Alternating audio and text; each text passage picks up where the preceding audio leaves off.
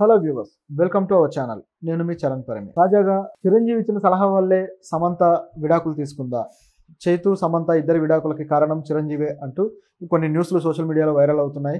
దీని వెనుక నిజం ఎంత ఏంటి అనేది ఒకసారి చూద్దాం. ఇట్లా ఏదో ఒక న్యూస్ ఈ విధంగా ఎప్పుడో జరిగిపోయిన సంఘటనల మీద ఇలాంటి న్యూస్లు ఇట్లా టైటిల్స్తో వస్తూ ఉంటాయి. కాకపోతే కొంతకాలానికి నిజం బయటికి రావడం వల్ల, లేకపోతే కొంతకాలానికి కాంట్రవర్సీ చేద్దామనో వస్తూ ఉంటాయి. మరి ఏది నిజం ఏది కాంట్రవర్సీ అనేది గమనిస్తే ఈ న్యూస్లో ఇప్పుడు చైతు సమంత ఎంతో అన్యోన్యమైన దాంపత్యం గడిపారు, అదంతా తెలిసిందే. వాళ్ళిద్దరూ మంచి లవ్ మ్యారేజ్ చేసుకొని ఒక టాలీవుడ్లో ది బెస్ట్ కపుల్గా పేరు తెచ్చుకున్నారు. ఫ్యాన్స్కి కూడా ఒక లవబుల్ కపుల్ అనమాట. చాలా ఇష్టపడ్డారు ఫ్యాన్స్ కూడా ఆ కపుల్ని చూడడానికి, వాళ్ళతో ఎంగేజ్ అవ్వడానికి. సో ఇంత బ్యూటిఫుల్ కపుల్ విడిపోవడంలో అనేక ఆరోపణలు కూడా వచ్చాయి. సడన్గా వీళ్ళు విడిపోయారు, ఏం జరిగి ఉంటుంది, ఎందుకు విడిపోయారు, ఎవరిది తప్పు ఎవరిది ఒప్పు అంటూ జడ్జిమెంట్లు కూడా పాస్ చేయడం చూసాం మీడియాలో.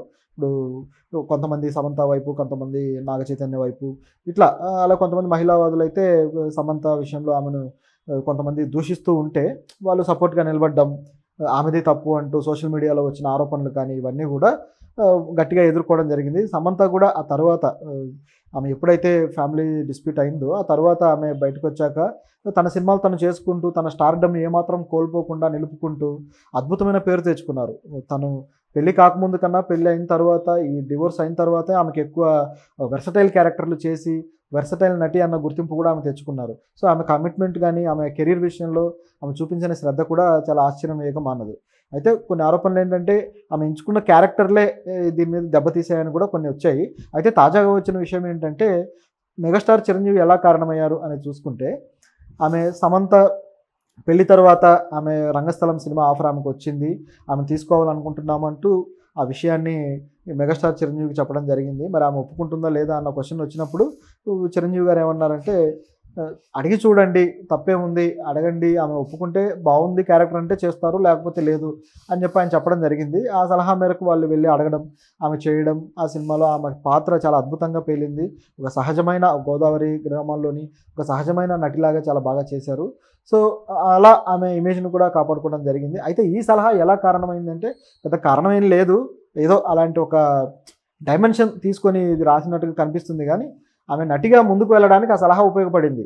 ఆ క్యారెక్టర్ నచ్చడము, ఆమె చేయడము, తర్వాత మళ్ళీ ఇంకా బోల్డ్ క్యారెక్టర్లు చేయాలని ఆమె నిర్ణయించుకొని ఇంకా స్టెప్స్ తీసుకొని, ఎప్పుడైనా ఒక నటికి కానీ నటుడికి కానీ వెర్సటైల్ క్యారెక్టర్లు చేయాలి, అద్భుతంగా పర్ఫామ్ చేసి పేరు తెచ్చుకోవాలనే ఉంటుంది.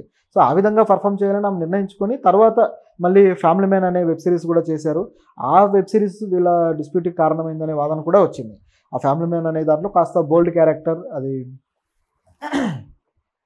సారీ ఈ ఫ్యామిలీ మ్యాన్ అనే వెబ్ సిరీస్లో కాస్త బోల్డ్ క్యారెక్టర్, అది కూడా తమిళ్ టైగర్స్కి సంబంధించిన ఒక స్త్రీగా, ఒక వారియర్గా ఆమె పర్ఫామ్ చేయడము, అందులో కాస్త బోల్డ్ సీన్స్ ఉండటం, ఇదంతా ఎందుకో నాగ చైతన్యకి ఇబ్బంది అనిపించి ఆయన విడాకులకి ఇట్లా చేసినట్లుగా వాళ్ళిద్దరి మధ్య ఒక గొడవ స్టార్ట్ అయినట్లుగా కూడా కొన్ని వార్తలు వచ్చాయన్నమాట. ప్రొఫెషనల్ యాక్టర్స్ ఇలాంటి విషయాల్లో ఇంత చిన్నగా ఇంత నేరోగా ఆలోచిస్తారని అనుకోవడానికి లేదు. ఎందుకంటే ఆయన కూడా యాక్టరే, ఆయన కూడా అద్భుతమైన వెర్సటైల్ క్యారెక్టర్లు ఈ మధ్యకాలంలో చేస్తూ వస్తున్నారు. సో యాక్టర్ల జీల్ని అది ఆ రంగంలో ఉన్న వాళ్ళే బాగా అర్థం చేసుకోగలరు కూడా. పైగా ఆమె చేసినవి ఏం పెద్ద ఆ బోల్డ్ అంటే ఆ మాత్రం బోల్డ్ అనేది చాలా కామన్, ఆ మాత్రం చేస్తూ ఉంటారు కూడా మన తెలుగులో. అది ఆ పాత్రలో ఉన్న ఆ సోల్ని దాన్ని ముందు పెట్టడం కోసం, ఆ సోల్లో జీవించడం కోసం చేసే పాత్రలు అవి. సో అందులో గుర్తింపు కూడా అదే స్థాయిలో వచ్చింది, ఆమెకి తక్కువ ఏమీ రాలేదు. ఇదంతా గమనించినప్పుడు అదేమి ఈ ఆరోపణ కూడా కొట్టివేయాల్సిన ఆరోపణ అవుతుంది. అలాగే రంగస్థలం విషయంలో కూడా ఆమె రామ్ చరణ్తో ఆ కిస్ సీన్, ఆ లిప్లాక్ సీన్ ఏదైతే ఉందో దానివల్ల కూడా ఆయన హర్ట్ అయ్యాడు, దానివల్ల కూడా గొడవైందని అనుకున్నారు చాలామంది. కానీ అది కూడా రాంగే. ఎందుకంటే ఫిల్మ్ మేకింగ్ టెక్నిక్స్ ప్రకారం ఇప్పుడు అప్డేట్ అయిన టెక్నిక్స్లో లిప్లాక్ సీన్లు కూడా గ్రాఫిక్స్తోనే తీస్తున్నారు. ఒక గ్రీన్ మ్యాట్లో గ్రీన్ ఒక టూల్ వాడి గ్రీన్ కవర్ తోటి ఆ విధంగా తీసిన సీన్ అనమాట. అది నిజంగా అక్కడ లిప్లాక్ జరగలేదు. సో ఇలా చాలా సీన్లు తీస్తూ ఉన్నారు ఈ మధ్య కాలంలో.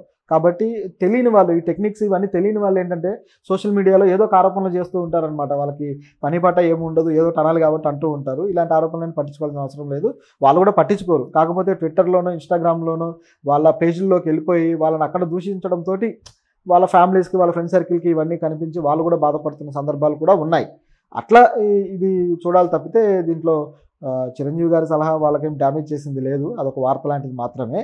అయితే ఆ తర్వాత మాత్రం కొన్ని వాళ్ళిద్దరి మధ్య వచ్చిన దానికి ఎలా జరిగింది, ఎందుకు గొడవ వచ్చింది అనే దానికి మాత్రం ఒక సీరియస్గా జనాలు దృష్టి పెట్టే ఆరోపణ మాత్రం ఒకటి వచ్చింది.